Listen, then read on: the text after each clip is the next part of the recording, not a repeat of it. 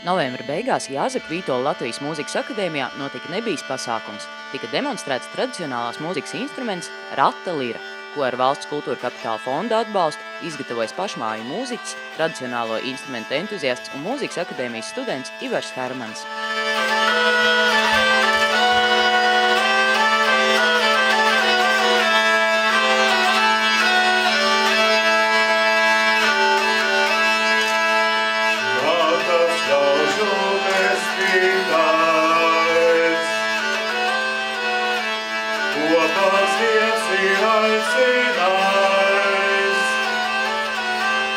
Viens no maniem vectēviem bija kogriezējs, līdz ar to ģenetiskā tā asinsbalss laikam ir tāda, kas ik pa laikam saka, ka nagi niez un saka celies un ejiet taisi kaut ko.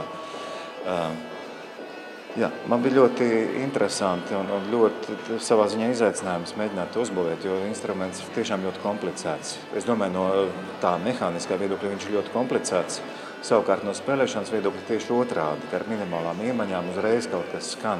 Ar ko viņš ir īpašs? Viņš ir īpašs ar to, ka neparasta skaņa veide, apaļš koka griežamais disks, gandrīz tā kā gaļas mašīnā vai kafijas zirnaviņām, kurš savukārt nevis maļ kafiju, bet ieskandina stīgas. Un arī tas skanējums līdz ar to ir tāds ļoti specifisks, es teiktu atpazīstams. Stīgu skaits ir konkrēti manam instrumentam 7 stīgas, 3 melodiskās, 4 bordonu stīgas. Un kā lai to izskaidro, bet pie visām mūsdienu tehnoloģijām, ka tāpat laikā nav izdomājuši neko atraduši, neko labāku par autentiskajām zarnu stīgām.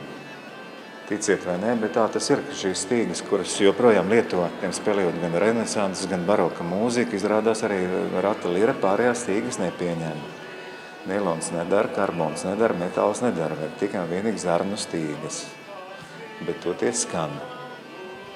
Tā ka tas nabaga dzīvnieciņš kaut kā turpina to savu dzīvi citā formā. Instruments izskatās, ka ir radies Ziemeļa Eiropā. Klostera vai baznīcas vidē mūki dziedāja, spēlēja un komponēja šī instrumenta pavadījumā, bet ļoti drīz instruments izgāja ārpus baznīcas mūriem.